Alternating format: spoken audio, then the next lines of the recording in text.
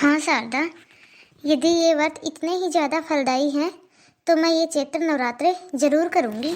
ठीक है शारदा, कल से मैं तुम्हारे घर आऊँगी और रोज माँ दुर्गा की हम दोनों बैठ के एक साथ पाठ पूजा किया करेंगे। अरे सुषमा, मैं रोज देखता हूँ ये तारा बहू पता नहीं कहाँ जाती है। मैं 2-3 दिन से लगातार देख रहा हूँ, रोज जाती है। ये कहाँ जाती है? क्या तुमने पूछा तारा बहू से कि वो कहाँ जाती है?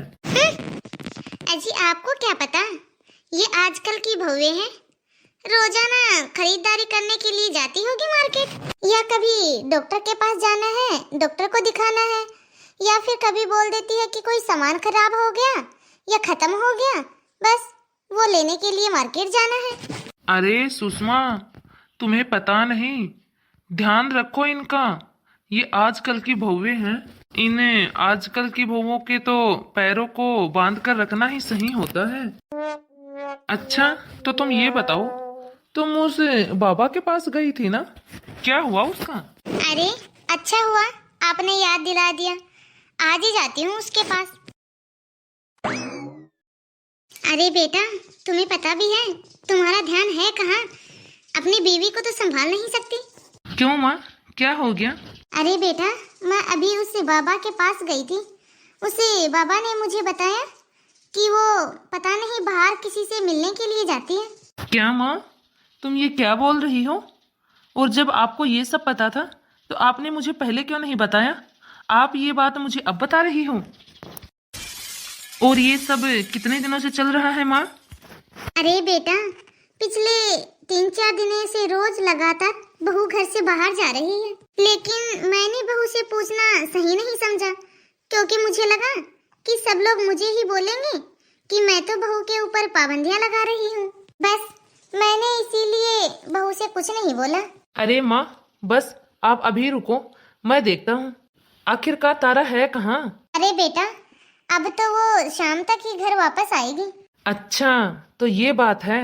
रुको माँ, आज मैं देखता हूँ उसे अच्छे से। अरे मेम साहब, कल अष्टमी पूजन है, हम लोग कन्या भोज रखेंगे। कल चना, हलवा और पूड़ी का भोग बनेगा। आप कन्याओं को भोजन अपने हाथों से खिलाने के लिए आओगी ना? हाँ शारदा, क्यों नहीं, मैं कन्याओं को भोजन खिलाने के लिए जरूर आऊंगी।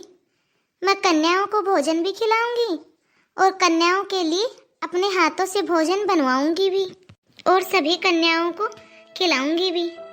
अच्छा तो शारदा, अब मैं चलती हूँ। कहाँ गई थी तुम कहाँ घूम के आ रही हो? वो मैं बस यहीं बाजार तक गई थी। अच्छा, तो तुम बाजार गई थी। ये रोज रोज तुम्हारा बाजार का चक्कर कब से लगने लग गया?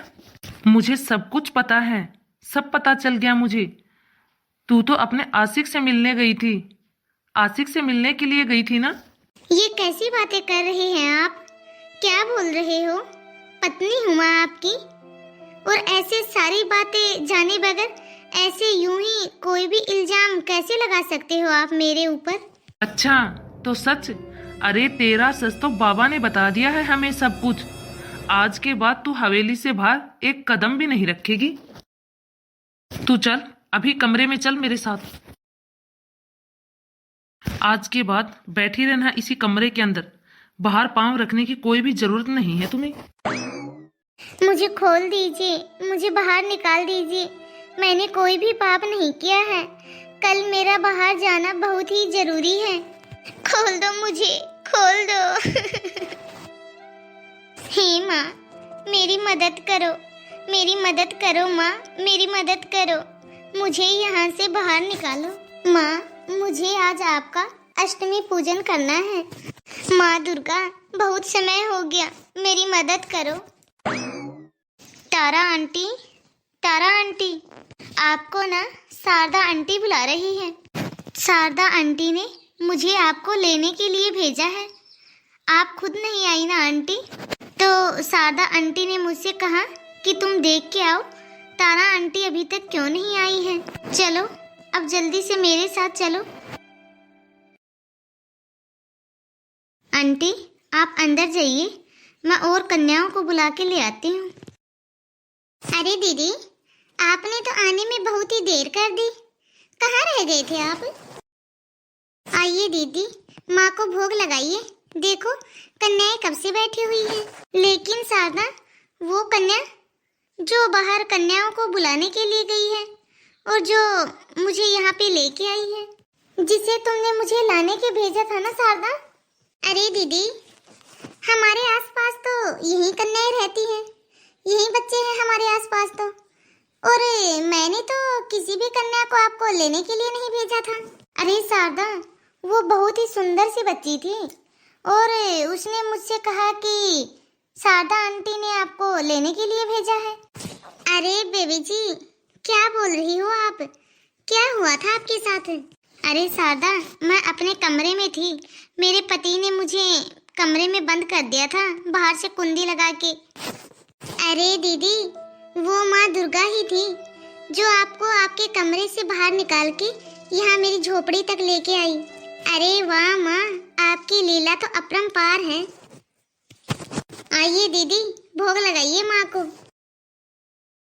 अरे बेटा, अब तो मुझे भी धीरे धीरे यकीन होने लग गया कि तारा बहू जरूर कोई ना कोई गलत हरकत कर रही है। हाँ माँ, जरूर वो अपने आशिक के पास ही गई होगी। चलो उसको देख के आते हैं। एक काम करते हैं बेटा, चलो पहले तो शारदा के घर चलते हैं और शारदा के घर में जाके देखते हैं कहीं वो शारदा के घर पे तो नहीं गई है। हाँ माँ, चलो। अरे, तुम यहाँ पे क्या कर रही हो इन गरीबों के घर पे? जी, वो आज अष्टमी पूजन है, चैत्र नवरात्रि चल रहे हैं ना माँ दुर्गा के, बस उसी की पूजा कर रही हूँ मैं। आप रोज पूछते हो ना कि मैं रोज कहाँ जाती हूँ। मैं तो बस यहीं शारदा के घर आती थी माँ दुर्गा की पूजा करने के लिए। अच्छा, तो अब तू रोज यहाँ इन गरीबों के घर पूजा करने के लिए आती? तुझे शर्म नहीं आती थोड़ी बहुत भी? इतने बड़े घर की बहू होने के बावजूद तो इन गरीबों के घर आती है, इन गरीबों के साथ बैठ के पाठ पूजा करती है, इन गरीबों के साथ बैठ के खाना खाती है। तूने तो हमारा सारा नाम और इज्जत मिट्टी में मिला के रख दी है तारा। नहीं जी, ऐसी तो कोई भी बात नहीं है। और देखो, माँ दुर्गा की कृपा से आज मैंने चैत्र नवरात्रि रखे हैं और माँ दुर्गा की पूजा कर रही हूँ। आइए आप भी माँ दुर्गा की पूजा कीजिए। माँ दुर्गा को चना, हलवा और पूरी का भोग लगाइए और इन कन्याओं को भोजन भी खिलाइए। आइए माँ जी, आइए पिताजी, आप सभी माँ दुर्गा को चने, हलवा और पूरी का भोग लगाइए। अरे, इन गरीबों के घर आके पूजा करने से कौन सा तुम्हें खजाना मिल गया? रही तो तू बांझ की बांझ ही। शारदा, तूने हमारे घर की बहू को अपने जाल में फंसाया है, ये पाठ पूजा के चक्कर में डाल के। अरे शारदा, तूने ये तारा को चैत्र नवरात्रि के व्रत रखवाए और ये व्रत रखने के बावजूद भी कौन सी इसकी गोद भर गई, रहेगी तो ये बांझ ही। अरे, अब ये व्रत रखने से क्या हासिल हो गया तुझे? जब डॉक्टरों ने ही कुछ नहीं किया तो ये माँ दुर्गा क्या करेगी? बोल शारदा, बोल, क्या तेरी ये दुर्गा माँ मेरी तारा की सूनी गोद भर देगी? पूछ तो सही अपनी दुर्गा माँ से, अपनी माँ से पूछ शारदा, क्या तारा का बांझपन दूर हो पाएगा इस पाठ पूजा से? हाँ भैया जी, यदि सच्चे मन से मांगोगे तो सब कुछ मिलेगा। माँ दुर्गा सबकी झोली भरती हैं। अरे, क्या हो गया तारा? बोलो कुछ। अरे, इन गरीबों के चक्कर में आके पता नहीं कब से इन गरीबों के घर का खा रही है। अब हो गई ना तबीयत खराब। रुकिए साहब, मैं बेजी को बुला के लेके आती हूँ। बधाई हो चौधरी साहब, आप दादा बनने वाले हो। क्या हकीम साहब, क्या कहा आपने? जरा फिर से तो बोलना। जी, आप दादा बनने वाले हो। हे माँ, तूने हमारी झोली खुशियों से भर दी। तारा बहू, मुझे माफ कर दो। देखो, माँ दुर्गा की कृपा से यह बांझपन का नाम तुम्हारी जिंदगी से हमेशा हमेशा के लिए दूर हो गया। हाँ तारा बहू, मुझे भी माफ कर दो। मैंने भी तुझे बहुत बुरा भला कहा और हमने तुम्हारे ऊपर शक भी किया। देखा ना भाभी जी, माँ दुर्गा के चैत्र नवरात्रे कितने ज्यादा फलदायी हैं।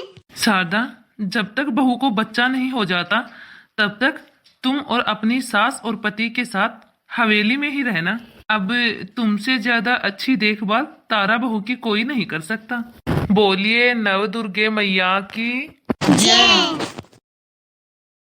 तो हेलो गाइस, कैसी लगी आप सभी को आज की हमारी यह माँ दुर्गा की स्टोरी? कमेंट बॉक्स में कमेंट करके अपनी राय जरूर दें। और यदि अभी तक आपने हमारे इस चैनल को सब्सक्राइब नहीं किया हो तो फटाफट से चैनल को बेल आइकन दबा के सब्सक्राइब करें और ज़्यादा से ज़्यादा इस वीडियो को लाइक और शेयर करें।